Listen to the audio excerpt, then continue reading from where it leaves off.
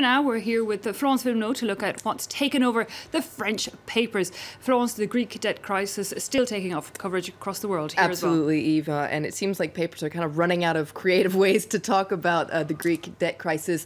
20 Minutes, the French paper, has actually come up with, I think, a pretty good way of looking at it. They liken the European negotiations about the Greek debt crisis to a big poker game, and you can see all the main players here around the table. The Greek Prime Minister Alexis Tsipras, he's the big bluffer.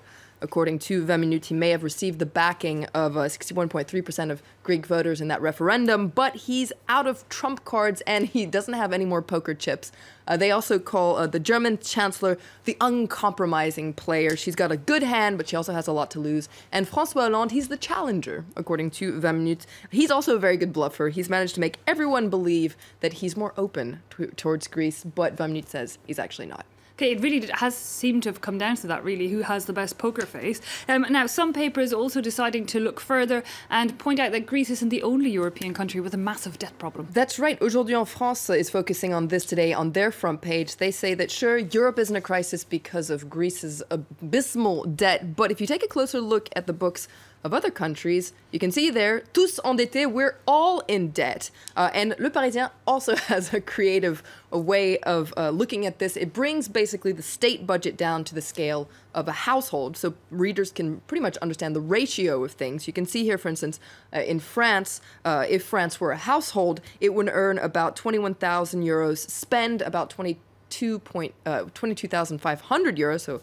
would spend more than it earns, and it would have 37,300 euros in debt. So you can see it does this for France, for Germany, and for Greece. And what's interesting is, well, the debts of these three countries are quite similar at the household level. What Le Parisien takes a closer look at France and says the problem with France is that France's debt has been around for a very long time. The last time France had a surplus, i.e. it brought in more money than it was spending, was in 1974. So almost 41 years ago.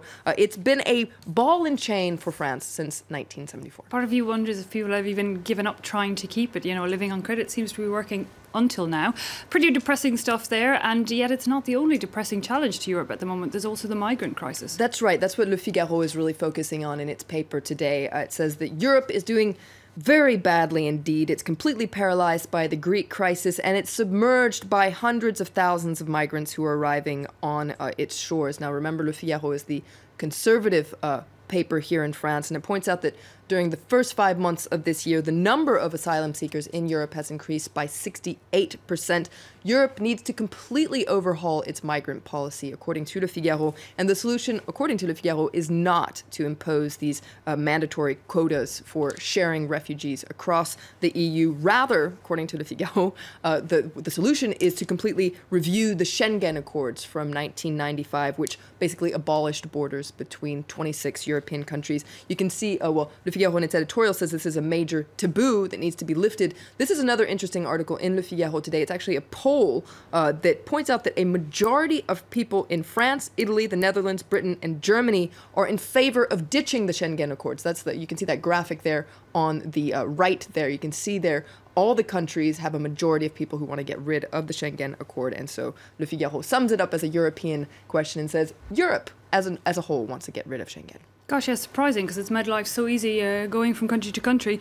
Now, Libération, the French-leaning daily here in France, has picked up on the asylum seeker or migrant issue with a special photography report. That's right. Libé has a photo report from what it calls the New Jungle. This is a term used for an open-air shanty town on the outer edges of Calais in northern France, where authorities have essentially allowed migrants to camp out. You can see this series of photos here. It's pretty much a wasteland, but it's France's first official state-sanctioned migrant slum. It's really a touching report in Libération today about these refugees who are essentially just killing time before they can make it to the UK. It's part of a special Libé issue today that's dedicated to photography. You can see here Le Libé des photographes, the photographers' Libération. Now, this is in honor of a photo festival in the city of Arles. It's the Rencontre de la Photographie. It's a summer festival that takes place every year. And so eBay has a bunch of really good photos in its issue today. Okay, nice. A nice change from the norm.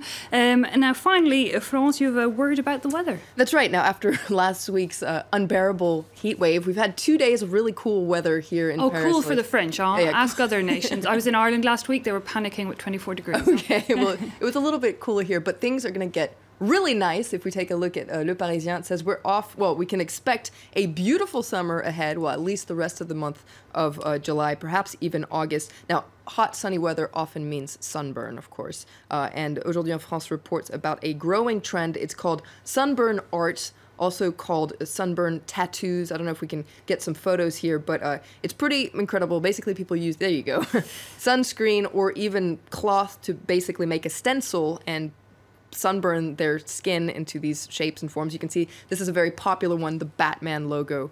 Supposedly it's the big rave these days, especially on the beaches in the United States. But Aujourd'hui en France reminds readers that even if it seems cool, it's a really bad idea because it's very bad for your skin and you could increases the risk and of it's getting painful, huh? skin cancer. It's painful. I mean, I don't even think it looks that cool, but you know, some No, people think this is the rave, and definitely a trend I will not be following. Exactly. I have to say, Florence. Well, thanks indeed for that review of the French papers. Time for a quick break now, but still to come in the next half hour. In Focus, we'll be looking at an artistic and highly symbolic display in Bosnia.